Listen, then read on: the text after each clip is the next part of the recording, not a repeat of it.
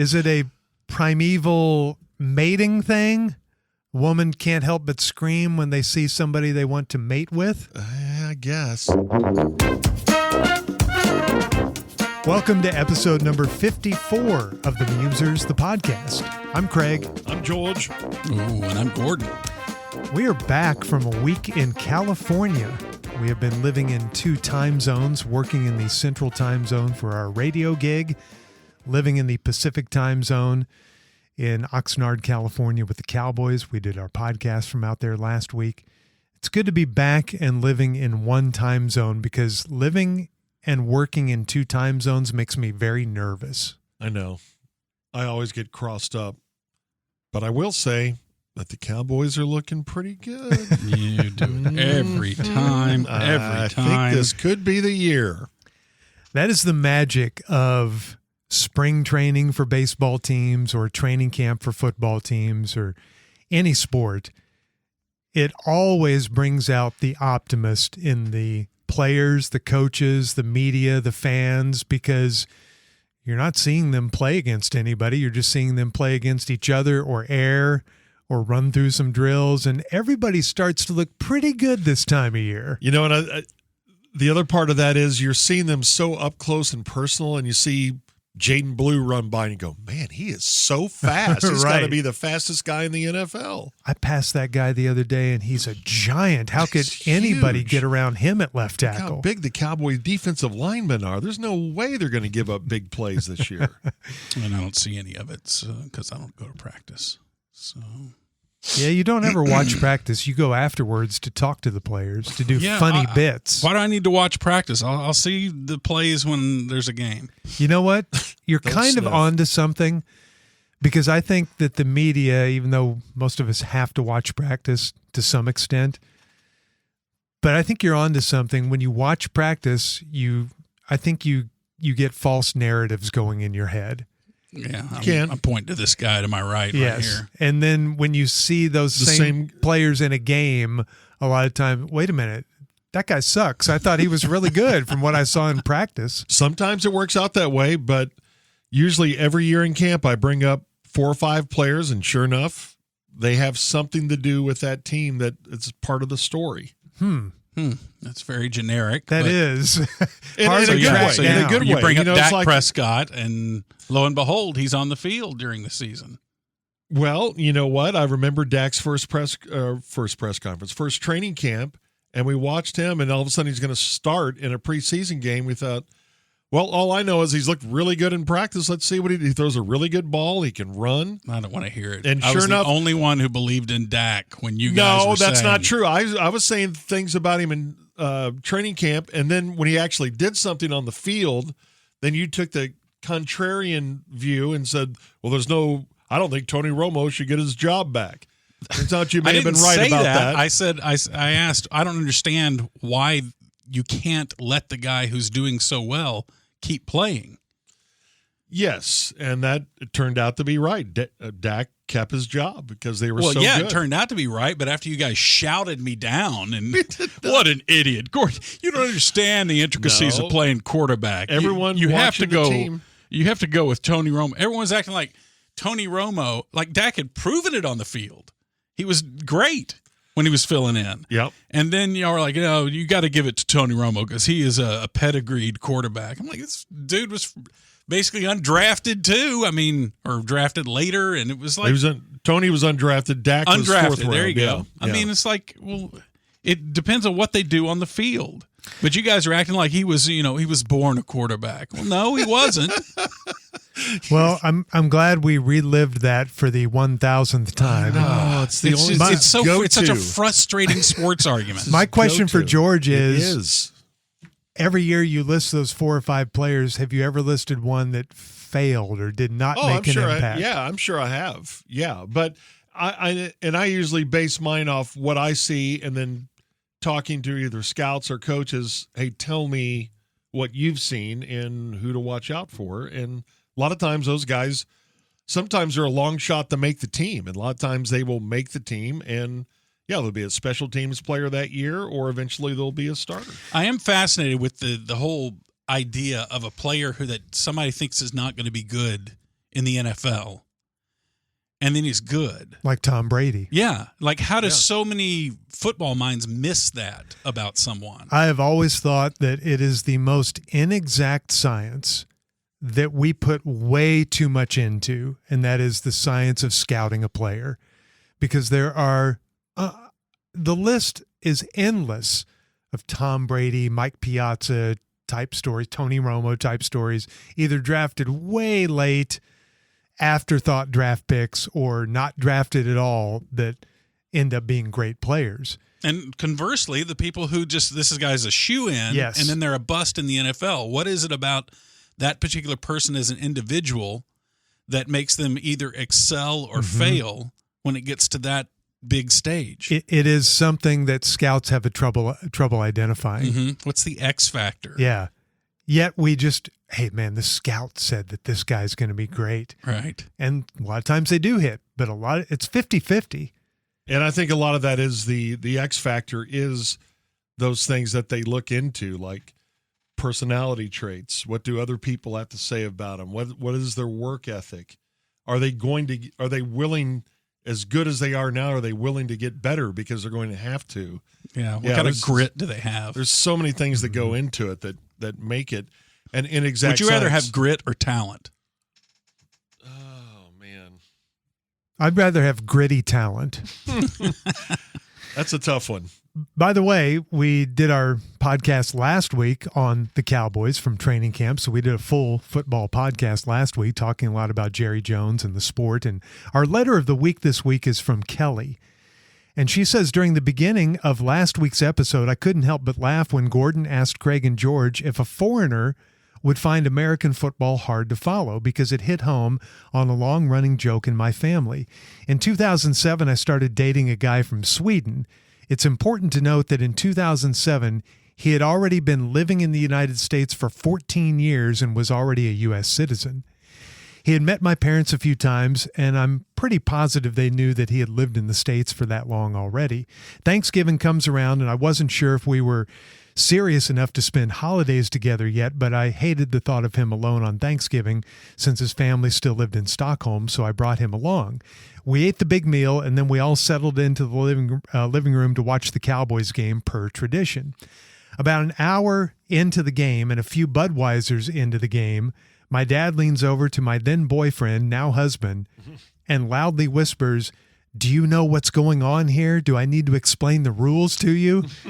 My whole family burst out laughing, and my boyfriend stifled a laugh while telling my dad that, yes, I've been in America for 14 years. I understand football. I've watched a lot of football games.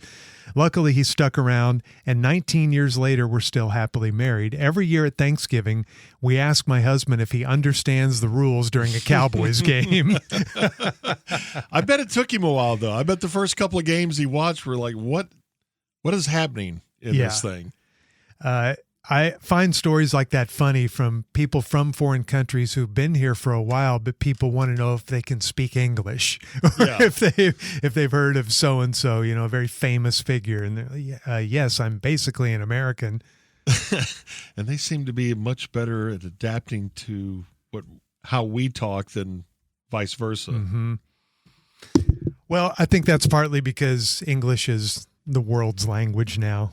If we were to go to a foreign country, it would take a lot longer for us, I think, to get a real grip of the language where we could feel comfortable conversing. Although there are exceptions. Shohei Ohtani still doesn't speak English here. He's played professionally for a decade, but he still uses an interpreter, which I find odd. But that's a whole nother rabbit hole. But yet that if the three of us went to Japan, there's no way we're going to be able to speak Japanese. Maybe after 10 years.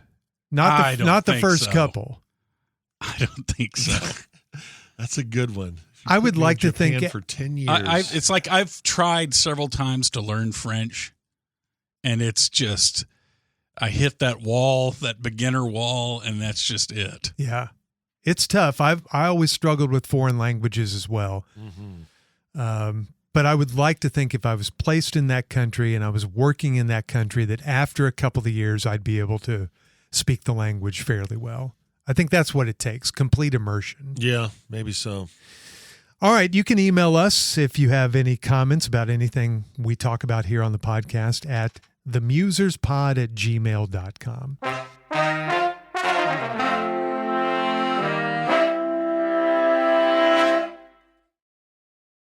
right. That's enough football talk for the week, because this week's topic has nothing to do with sports. This week's topic is concerts.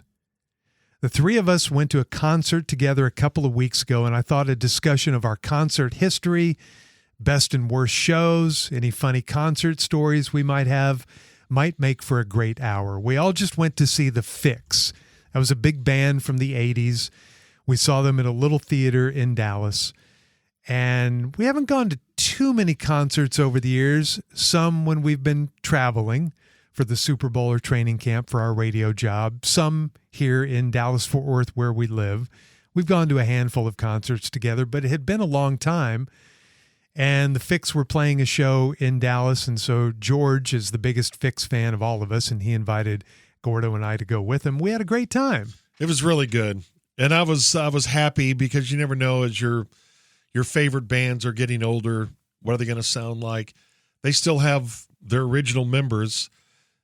Cy Kiernan, their lead singer, is very theatric in his presentation. He's got an awesome voice, very David Bowie-like, and their sound is just still really, really good. And that was one of the first concerts that I saw. I think it was maybe the second or third concert that I'd been to, and I was just mesmerized by him. I saw him at Reunion Arena for the first time in 1983, and I just thought their sound, it was so loud. Your first couple of concerts you go to, you just can't believe how loud it is. Yeah. And you just Unnecessarily feel it in your loud. chest. Yeah. And yeah, probably so. But why that was a huge deal back in the day. I'm was. wondering if bands have toned it down and realized that volume is not the goal here. Clarity should be the goal. Right. I agree. So before we get into the details and individual stories, I've got a couple of broad concert topics or things that I need defined. First, I need to admit I have a love-hate relationship with concerts. I love seeing these big acts in person. There's a thrill when Paul McCartney walks out onto a stage. sure. When my favorite band, U2, comes out on the stage, I still get goosebumps and gets very emotional for me. I just absolutely love seeing a band live, and I love it when they play the song and it doesn't sound exactly like the album. They put interesting twists or different lines or elongated that. solo. I love that. Some people cannot stand I know. that they want to hear their favorite hit and they've reworked it into a techno song, or they've reworked it into a slow blues jam. And it's Yeah. like, no, I want to hear the original version of the song. No, I love it when they throw a curveball at me. I just think it's great because I feel like I'm getting something unique. Yeah. But what I hate about the concert experience is what you guys just brought up, the loudness. I've got some ear issues thanks to a NASCAR race that I went to 15 years ago that I didn't really even want to go to. No, it was very meaningful to you. You And I always did- wanted to see NASCAR. And so I didn't wear ear protection, and I've always tried to take care of my ears, and that really made an impact on my hearing in general. I don't hear as well, but it also gave me tinnitus. I have the ringing in my ears. So now, like, I'll see a favorite band coming to town, and I'll want to go to that show, but then I think, no, I'm going to have to wear earplugs and jam them in there, and I'm going to be worried about losing more of my hearing. So that's the downside of concerts for me. Yeah, and it's this job and listening to music way too loud through the years has taken its toll on me too. I don't mind that, but I do think it's an interesting point with sound crews, because I've talked to some of them, like for my charity concert. I always tell them, look, I want people to hear it, but I also don't want to make it uncomfortable for them. Mm-hmm. But they claim, some of the guys I've talked to, that part of the reason, especially if you're in a big arena or a big stadium, you've got so much noise to overcome. And even in a smaller venue, people talk a lot, and you've got to somehow override that. But I do think there is a sweet spot into where you're not just making everyone's ears ring too. Yeah. anytime it's painful to listen to something, then it's, that's a horrible thing. Something else about concerts that you didn't mention that when you were listing your dislikes, I get to feel a little captive after a certain point. Like, one of the reasons I don't like going to concerts is like, oh, I'm going to go there and somebody's going to stand up on the first song and then everybody has to stand up. I mean, I got to watch the whole show standing up. That beats me. The fact that you'll have obnoxious people sometimes around you. Mm-hmm. The woman or man who's had too much to drink, who's dancing in front of you and just spilling their beer left and right, and then they get into a domestic, and it's just like, I can't stand that. Yeah. Yeah. I'm with you on those. Sometimes after, I don't know what the sweet spot is for length, but after an hour 45, you're kind of ready to go. Right. And you're not sure when this is going to end, but you don't want to leave early, but you kind of do want to. And yet I hear Bruce from Springsteen's punishing us with a 4-hour show. I was just about to mention him, and I've talked to Springsteen fans who go, yeah, man, and he played for 3 hours and 30 minutes. And I was just thinking, okay, I don't know. That seems too long that's for sending anybody. a hate gram to your listeners, your fans then. My other question about concerts, before we really dive in, what is the definition of a concert, and what is the fine line between a concert and a show? When I was thinking of all the concerts that I had seen during this particular stretch in my life, I also saw a lot of shows, like local bands playing at smaller venues. You know, maybe it's a club. Does that count as a concert? So, like, we just saw The Fix, as you mentioned. Was that a show or a concert? They were so famous at one time, you would think it'd be a concert. Right. But yet, most of the time I go to the Granada, I see a show. Yes. I don't see a concert. Right. Yeah, and I hear artists, even if they're playing a big venue, they'll call it a show. I guess for this line that we're trying to draw, I would say if it's an arena or stadium, it's a concert, or big outdoor venue, Yeah. it's a concert. But Does the venue have to be bigger than? Well, see, Bigger than 2,000. I got a couple on my list. Bigger than 1,000. What do you think about that? Yeah. okay, then we saw a concert then with the Fix. There were 2,000 people there that night. What? Were there? No. Wow. That's what it holds. That's what the Granada holds? Oh, I don't know about that. Yeah. Okay. Man, I would have guessed 800, but okay. All right. Yeah. Yeah, because I've seen a couple of shows that I'm going to talk about, or concerts, at the Windspear, the Meyerson. These are venues in Dallas, Opera House, and a Yeah. concert venue. That's big enough to be considered a concert, right? I think so. Yeah. But anything you see at a nightclub or a really small theater of 500, that's a show. So Granada holds 1,100 people. But you said they packed 2,000 in there. I thought this was okay. Fire I was off. marshal. It says 1,100, then it's 1,100 then. But with the standing room though, I think it holds maybe more than 1,100.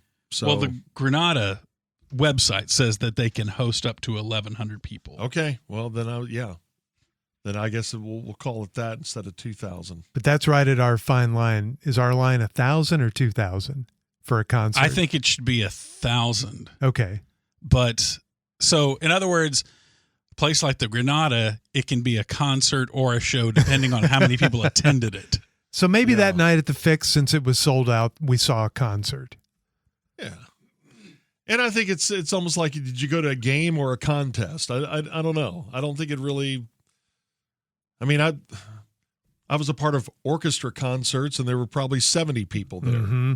Right. It was It still was a an concert. orchestra show. We called them concerts. Yeah, anytime it's classical, it's always a concert. It's always a concert. It's not a show. See? I hate the English language.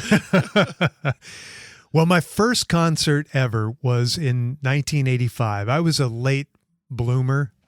All my friends were going to concerts in high school. I never went. I was too scared of concerts, and I couldn't drive until halfway through my junior year. My parents wouldn't let me go. Yeah. A lot of kids had that. And especially if it was the Texas Jam at the Cotton Bowl or the Rolling Stones. I was the hugest Stones fan. Mom, Dad, it's the Rolling Stones. Well, my dad had labeled them as the devil in 1963, and now it's 1983, so he wasn't going to let me go to the Cotton Bowl. I was intimidated by going to a concert. It just seemed overwhelming to me as a kid. Me too. And so I didn't go until I was in college. And that first show was U2, my favorite band.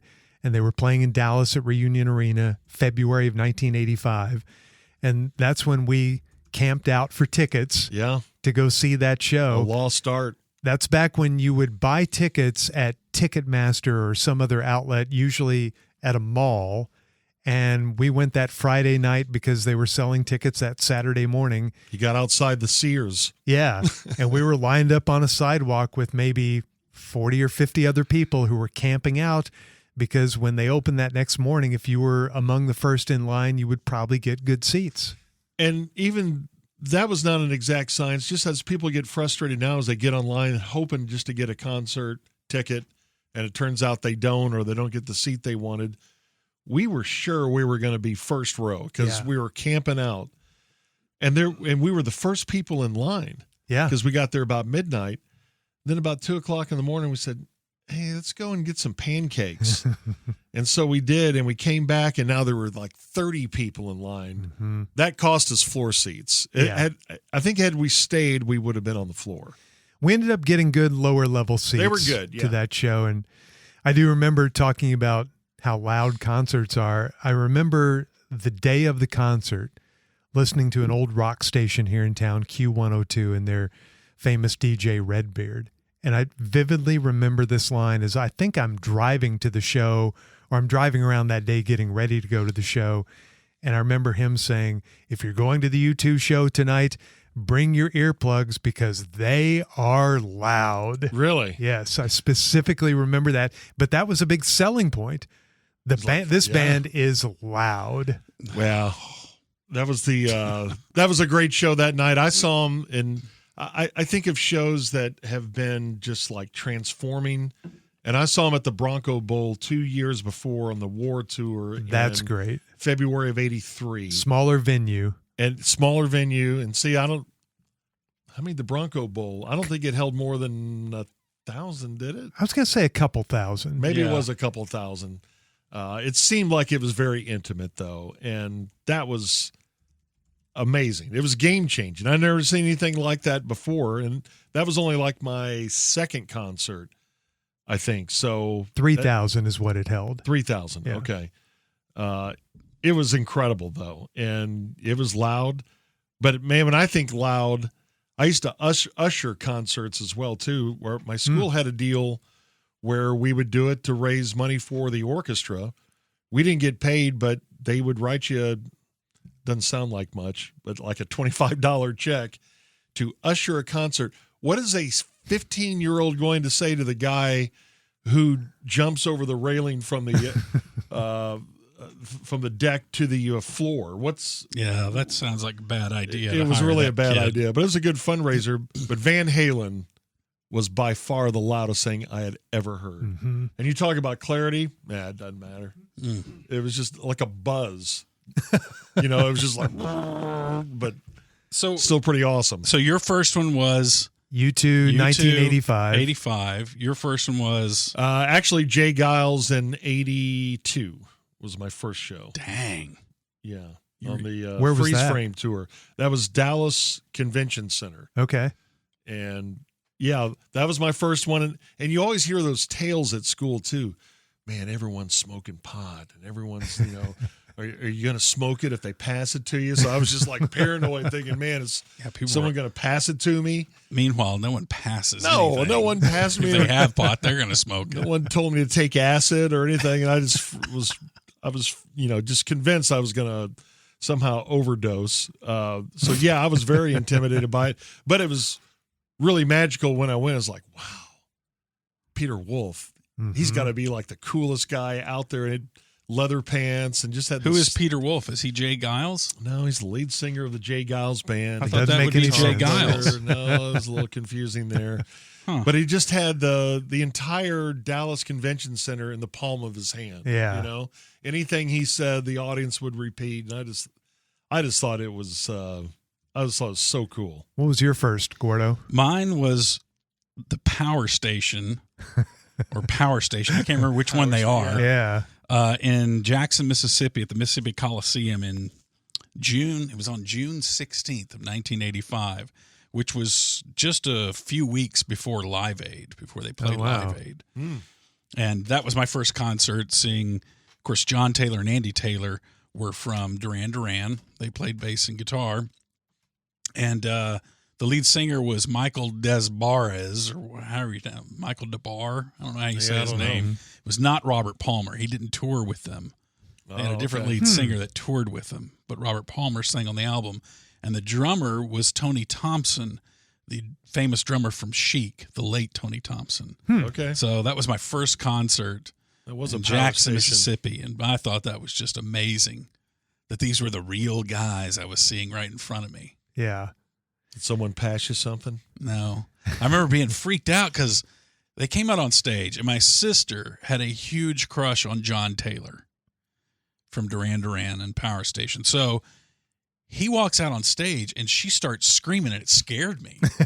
Like, it was uncontrollable screaming. It wasn't like cheering. Yeah. It was an emotional reaction to seeing him in person. Isn't that she interesting? couldn't control. That's a weird thing, isn't it? And just the girls that would just scream and drove the Beatles crazy. Mm-hmm. Finally, we can't even hear ourselves. It's so loud, girls screaming. And I did witness it later in life when I took my wife and we went with another couple to see Sting. And one time he just, did his hips a couple times and they both screamed. Really? Oh, no. Man, So what causes that? I don't know. Sexual hysteria, I guess. I guess so. Is it a primeval mating thing? Woman can't help but scream when they see somebody they want to mate with? I guess. Trying to draw attention. Let's make that the promo of this podcast. Craig sounding out of touch. Not politically correct, I should say. The second concert I ever saw was also U2, and that was the next tour, the Joshua Tree tour. And there's a story there, the old way we used to get tickets. So my good friend Dave, that we went to college with, he was later living in San Diego. He had transferred out to San Diego State. And he said, U2's coming here. They're playing the sports arena in San Diego. I'm going to try to get us tickets. See the Joshua Tree tour. So he went down to the department store, the Ticketmaster outlet, and he waited in line a long time. He didn't spend the night, so he waited in line. He got up there, and when he got to the window, they said, "We're sold out." It's like, damn it. So he gets back in his car, and as he's driving back home or later that day, he's driving around listening to the radio, same day, and he hears the DJ come on and say, "We've got big news. As you may know by now, the U2 show sold out, but they just announced a second show at the sports arena." So he's in his car. He does a U-E, floors it back to the mall, runs into the department store. There are only a couple people in line. And he said, "I heard the show, is back on sale. The second show is going on sale today." And the lady goes, "Yes, it is." And she types the keyboard, and "You need 2? Okay, here are 2 on the floor." We were like 12 rows back or something on the floor. But that doesn't happen today. Now it's you're typing as fast as you can on your laptop or on your phone to see if you can get in if you hear a second show announced. I don't know that when the last time I bought tickets when they were released. Mm-hmm. It's like I think I've bought on the secondary market for at least 20 years now. Yes. I think that's most people. I have too. Unless you belong to that band's club. Right. And you get a pre-sale. Mm-hmm. Do you think, what's your favorite type of venue to watch a show? I think there are stadium shows can be a little overwhelming and maybe not the sound may not be the best, but if it's the right band, like I think U2 can fill up a stadium. I think Bono can command an audience even if there's 60,000 people there. I think the Stones are the same way. There's probably a number of bands that fit into that, but I do think the sound can get lost. I've been at some stadium shows that I thought, man, I wish this was in an arena. Yeah. See, I made my list, first, best, most boring, favorite, most excited to see. I made my whole list, filled it all out. And I think I put on my worst concert I've ever been to was actually a stadium one. Your favorite band, U2. At the Cotton Bowl? At the Cotton Bowl. What was wrong with that? That venue just kind of swallowed them up. The sound was bouncing around, and it lacked a lot of energy because people were so far away from the band. It just didn't have the electricity. And I've seen U2 other times where they've been great. It's not about the band. Yeah. It's just. I think you're right. I think it's hard for bands in 80,000 seat stadiums. Yeah. I think it's hard for fans too. I don't like that experience. When I hear my favorite bands are going to play a big stadium, it's always a little bit of a buzzkill to me. Yeah. Yeah. So that was my worst concert when I was going through them and trying to pick the one that didn't hit. Yeah. And I guess with we were all together on that one, I believe. We right? were. Yeah. I think I referenced that concert because we went there in my family's minivan. And you were so embarrassed to go to a concert in a van. And now you promote how great they are. And look how that transported 6 adults to that concert very safely. It was incredible. So that was the Pop Mart tour. Yep. Okay, so that was May 12th of 97 when we all went to see the and you're right. U2 show at Cotton Bowl. The sound probably wasn't as good as it was when we saw them at Reunion or when I saw them at the United Center in 2015. But I think you free pass your favorite bands. Just hearing some of those songs live for the first time off the Pop album, I probably forgave the bouncing of some sound because I thought that concert had some really cool moments. Do you guys know that I have seen U2 13 times? That's way too many times. Isn't that amazing? Wow. I added them all up. That first show at Reunion Arena, that second show in San Diego. Third show was the Zoo TV tour at Reunion Arena in Dallas. Cotton Bowl, what we just talked about, the three of us went together. I saw him twice on the 2001 tour for All That You Can't Leave Behind in Austin and Reunion. Saw him in Houston, saw him in Dallas, Arlington at AT&T Stadium, Denver, Madison Square Garden, AT&T Stadium again, Nashville, and the Sphere. We all saw them together at the Sphere in Vegas. That's right. Okay. That was an amazing show because the venue was amazing. Yeah. I've probably seen them about 5 times. Yeah, you've almost doubled me. I think I've seen them 8. I gotta forget the Sphere. I know. All of us have never seen anything like that before. Also, I put on my most historic show that I saw. It was a U2 show. It was in Fort Worth at the Fort Worth Convention Center. Oh, yeah. And B.B. King opened up for them. And they did Love Come to Town and all that. And that was the one where later I found out a coworker's friend was the dude who got up on stage claiming he could play guitar because they had a thing where they would invite an audience member up there to play guitar. And he got up there and the concert ground to a halt as Bono and The Edge were like talking to this guy for a while. And it was like, what's going on stage? And the dude couldn't play. Terrible. He lied and said he could play, so they brought him up on stage, and then he was being cagey with them about whether he could play as they were trying to teach him the chords, and then finally admitted he couldn't do it. I don't care, man. And then we found out our buddy, our coworker Corby, that was his friend, and they were all dying laughing that they ground a concert to a halt. That's terrible. So sorry. Yes. Don't celebrate that. So genius. A U2 concert was the scene of my worst concert experience. We'll go through our best. That was not the Cotton Bowl one. It was not the Cotton Bowl one. It was the show in Denver. This is circa 2013 on their Songs of Innocence tour. Mm-hmm. And I had gone up there with 2 buddies, Grizzy and Roland. And we go to a state where marijuana is now legal, Colorado. Uh-oh. And that Saturday before the show, they said, hey, let's hit a dispensary. I said, okay, fine. I've never been to one. It's newly legal in this state. Let's see what it's all about. So we go in there. It's a creepy experience if you've ever done that because everybody behind the counter just looks like they're stoned to the bejesus belt. And they're kind of helping you, but they're kind of in their own world. And so they end up buying a box of 10 little chocolate drops. And each one is 10 milligrams. So they were staying at a different hotel.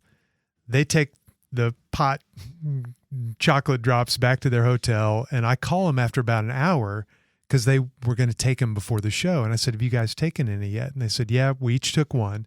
I said, and? They said, nothing. We're not feeling anything. I said, all right, bring me one when you come to swing by the hotel on our walk to the concert, and I'll take one. So they come to the hotel 2 or 3 hours before the concert. We're going to walk over to the Pepsi Center.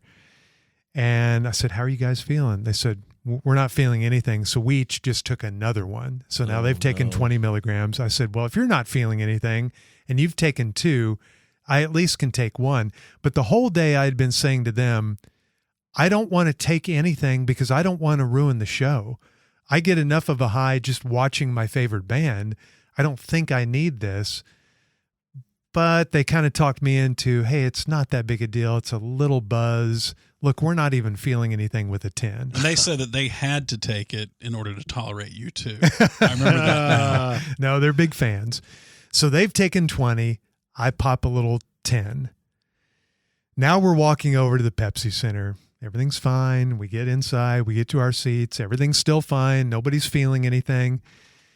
And then they decide they're going to get up and go get something to eat. And I'm sitting there and I'm still fine. People are starting to fill in around us. And then they both get back from the concession stand. They sit down. I notice they've changed. Their demeanor has changed. And I look at my buddy Roland, and he's just staring at the floor at the stage, and he's not eating anything. And I'm like, yeah, what's going on with him? And I'm trying to talk to him. He's not engaging.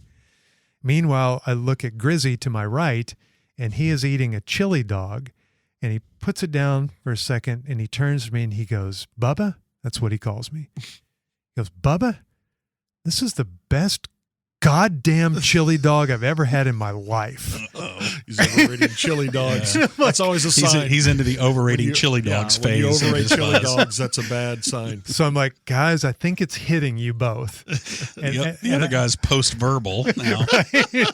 And I'm happy it's not hitting me yet, but I'm laughing at the fact that it's hitting them.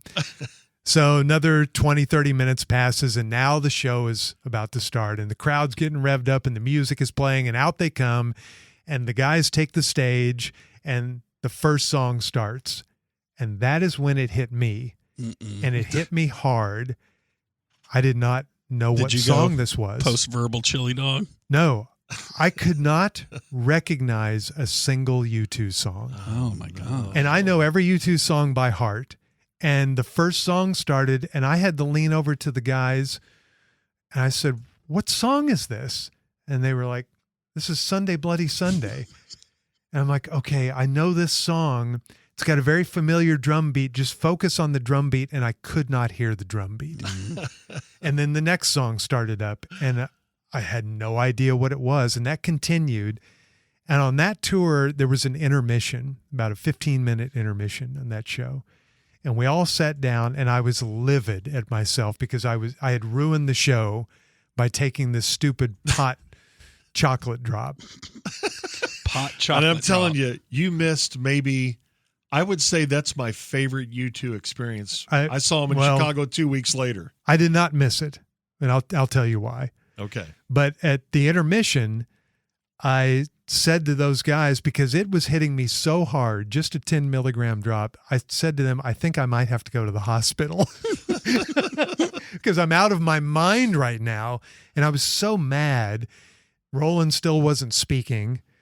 He still had half a chili dog hung in front of his face, not eating it. That was Grizzy with the chili dog. But he had moved on to looking at his phone and then quickly looking over his shoulder, then looking back at his phone, then quickly over his shoulder. He's paranoid. Paranoid that the person behind him was spying on him, which they dropped acid. It felt like it. So the rest of the show played out. I didn't enjoy it at all. Didn't hear a thing. It was awful. Worst experience of my life by far.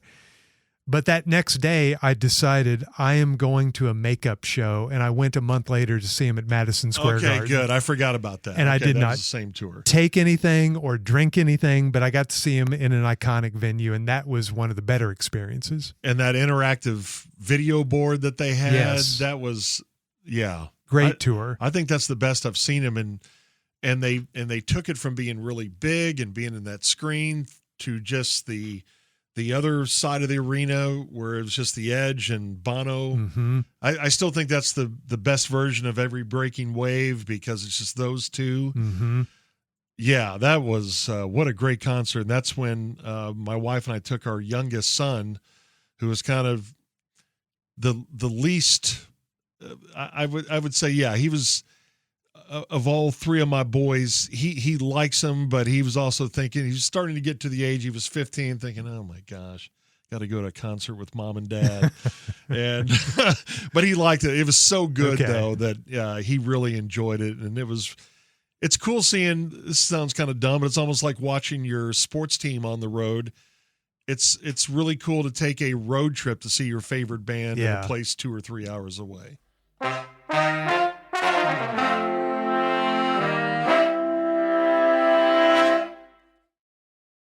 All right, what are your best concerts you've ever seen? I would say that one when I saw U2 in Chicago the first time I saw them.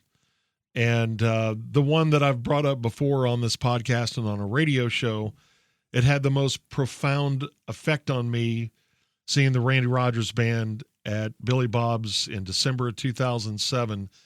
It made me, because I had a kind of a dark period where I didn't go to concerts or really didn't keep up with music. I was too busy raising kids and working, and I didn't really go to too many shows, and I wasn't listening to a lot of new music, but that to me was all my favorite music wrapped up in one. It was the Beatles, it was U2, it was Buck Owens, all in front of me, and it was transforming. It made me love music again. It made me want to play music. It made me start writing music, and I was there with my brother and my son, and it was just it was a beautiful night. That's great. Yeah.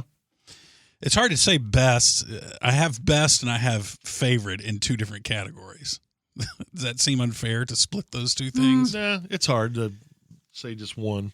As far as favorites go, when I first saw Journey in 1986, it was actually the last time they toured with Steve Perry in the original incarnation, and Raised on Radio tour, and Journey was my favorite band when I was in junior high. Mm-hmm. And so seeing, and I was, I think, still in junior high then, but seeing them in person, that was amazing to me. So that ranks really highly, but probably my favorite memory was going to see Frank Sinatra at the Fair Park Music Hall in 1995, I think it was, that he played. And I could not believe that I was seeing Frank Sinatra in person.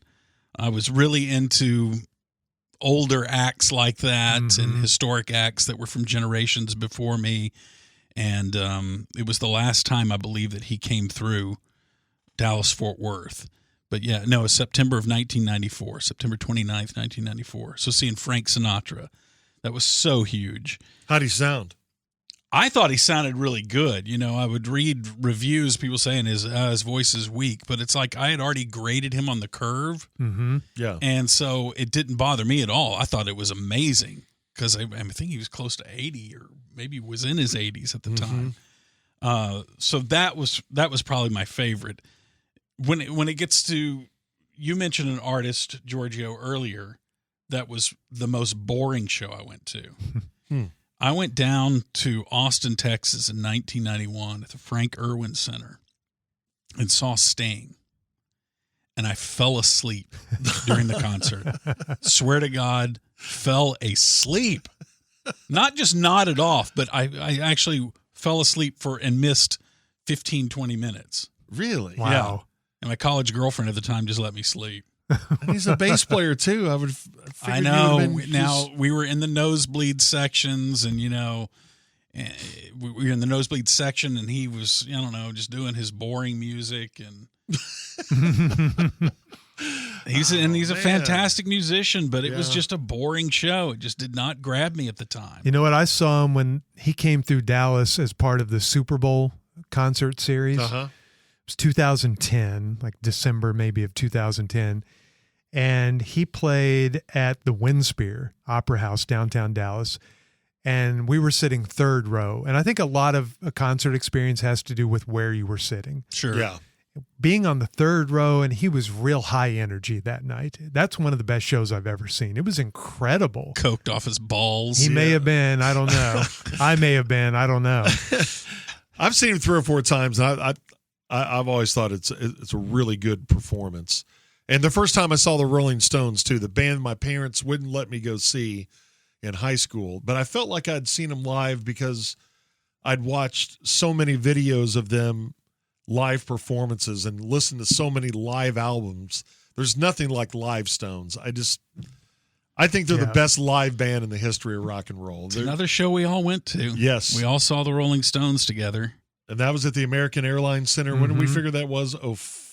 You know, hold on a second. I looked it up for us. We didn't sit together, though. George had good seats, and Gordo and I sat in the nosebleed. Remember that? Yeah. American Airlines Center, November 29th, 2005. Merle Haggard was supposed to open up for him. I remember that because I was probably more excited to see Merle than I was the Stones. Yeah. Just because my dad listened to Merle all the time growing up. And I was going to see Merle for the first time, but he canceled. He was having health problems, and Delbert McClinton filled in. And that's which was great. June started the whole thing about Delbert McClinton taught the Beatles how to play banjo or something like that. The 2 best shows I think I've ever seen, and if I were to pick a third, an honorable mention, it might be I saw REM circa 1986 at the Bronco Bowl. Mm-hmm. That was a great show. I loved REM when I was in college. Yeah. Just thought they were, this incredible up-and-coming college radio band, and see them in person, high energy. It was a great show. The U2 show that they played at AT&T Stadium back in 2017, it was the 2017, the 30th anniversary of the Joshua Tree Tour. That also is because I had great seats right by the stage, right behind the little stage. Yeah. So they all came out and played the first 4 songs on this little stage, and Larry Mullen Jr. was 12 feet away from me. Oh, wow. And I stood behind him as he played the drums. It was this unbelievable vantage point. Yeah. And then they moved up to the big stage, and we would just turn around, and we were only 20 or 30 feet from the big stage. And to hear them play that album 30 years later, plus a lot of the other great hits, that was the best U2 show I ever saw. But maybe the best all-around concert experience I've ever had, and it was the most unlikely favorite concert. It was one of your favorite guys, George, Neil Young, when he came through Dallas in 2014, and he played at the Meyerson Symphony Center. Yep. And a buddy of mine invited me, and I thought, well, I'm not a huge Neil Young fan, but I like him, and he's a legend. And this was during a decade from about 2010 to the pandemic, where I tried to start checking legends off the list. And I thought, sure, I'll go to see Neil Young with you. And it was a show where he was by himself, and on the stage, he had 15 instruments, an organ, a piano, a keyboard, 8 or 9 different guitars. Yeah. And he would just go from instrument to instrument playing these songs. It was nothing but Neil Young and the instrument on stage. And his voice, which a lot of people make fun of, I thought that night sounded incredibly beautiful. Yeah. It had this tone to it. And I thought, wow, all these years I've kind of laughed at his voice, but this is the most beautiful thing I've ever heard. And at one point during that show, he stopped and he strummed a chord, and he said, just listen to that sound. And he strummed again, and he goes, this is one of the greatest venues I've ever played. Yeah. Listen to the clarity there, what you were talking about, Gordo. It's not loudness. It should be clarity. The sound that night was amazing, and I've never seen a show like that. Think about that. An artist will strip down and just play acoustic and, have his voice or piano, but to have an electric and then sometimes he played Hurricane up on the organ, and I've never seen a show like that before. And you're right, his voice that night, and this is Neil getting up, probably then he was in his 60s probably. Yeah. And it sounded like 1971. It was beautiful. That's the best show I've ever seen. Yeah. You always say that he sounds like a cartoon character. Yeah, he does sound like a cartoon character. Sound like a Muppet or something. You're going to hate my greatest show, my greatest concert, greatest show that I've ever been to, was Kiss this last time they came through on their final tour. I remember you raving about it. It truly was the best show I've ever seen. It was such a spectacle, and it was so fun. Now, Paul Stanley, he rambled. He between songs, he needed to cut that way back. You know, his voice wasn't the best because he's thrown out his voice. But just the energy and excitement and the over-the-top circus that it was so fun. It was a party. Yeah. It was the concert that felt the most like a party. Yeah. That was the best concert I've ever been to. Our greatest concert. The greatest singular moments that have been witnessed in concert history. I have 3. One was in 1990, April of 1990, when Paul McCartney walked out on the stage in front of me, and he was carrying his Hofner bass. Wow. And it was the first time that he had started using that Hofner touring again. Elvis Costello had famously done the Flowers in the Dirt album with Paul and had convinced Paul, as Elvis was producing it, and said, I want that sound like you used to have with the Hofner. You still got the thing. And Paul had not played it for years. You know, he didn't play it with Wings or anything. Mm-hmm. He left that back with the Beatles. And Elvis Costello convinced him to play it on that Flowers on the Dirt album. And so when he went out on tour, he played that Hofner again. And for whatever reason, being in the same room as the Hofner was my first peak experience, more than seeing Paul, being in the same room with Paul. Interesting. Yeah. That was very strange, but that was a great moment. Another moment, singular moment that really moved me. Down in Austin, we were watching, I can't remember, it was a series about 6 bands that were playing some public park out there. This is in the early 90s. And the guy comes out before the last act, the guy comes out on the mic and says, hey, we have a special guest who's going to come out here and perform for you guys. And this is unscheduled. And said, hey, Willie wants to come out and play with you guys, for you guys.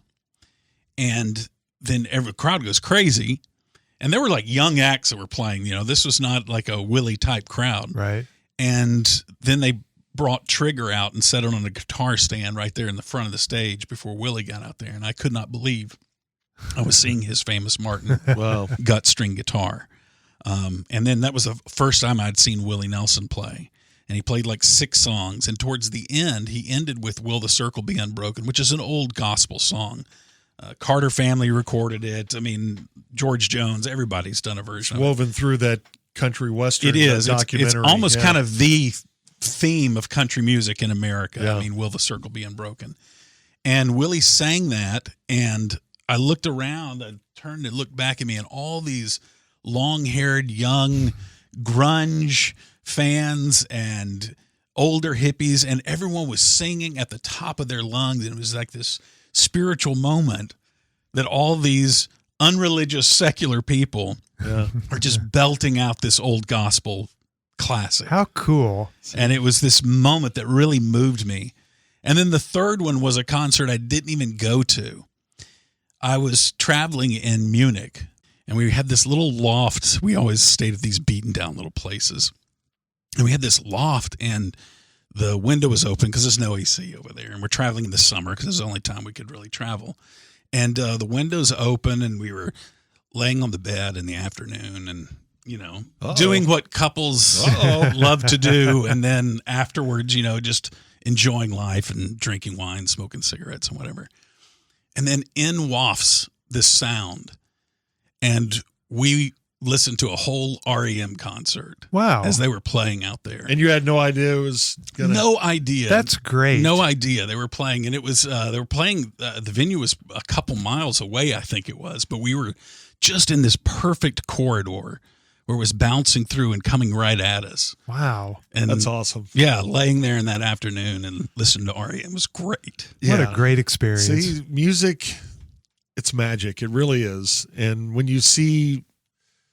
When you have a moment like that, it just, it sticks with you. And I recently told you guys that I was part of a charity golf tournament, and after the final round, there was a concert with Pat Green and Randy Rogers, and I was up on stage with them as kind of the moderator going back and forth. And Randy played his song Interstate. And the second verse of that song, I think, is just amazing songwriting. Let's go through town, down by the lake. We'll beg the moon. I don't want to screw it up. Let's drive through town, down by the lake. We'll beg the moon to take its time stealing the day. Just let me hold you with the stars in the sky, and one by one, I'll watch them dance into your eyes. So they played Interstate, great lines. And there's Randy singing it with his very unique voice, and Brady Black with his amazing fills that he has during a song. And I looked over and saw my wife. And just a year before, he played my charity concert, and he let me sing that second verse. And, a song can take you anywhere. And I could see my entire life in about a, 30-second span and just being right next to them. Yeah, it's a moment just like being on the bed in Germany you'll never forget. Yeah. And how interesting that it's this little it's the small intimate moment in the big scene of things that that means so much to you. Yeah. With this one person that you've experienced life with. Yeah.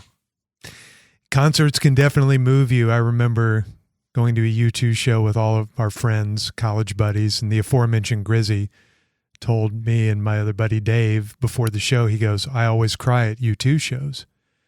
And I was like, yeah, I've welled up several times during a U2 show.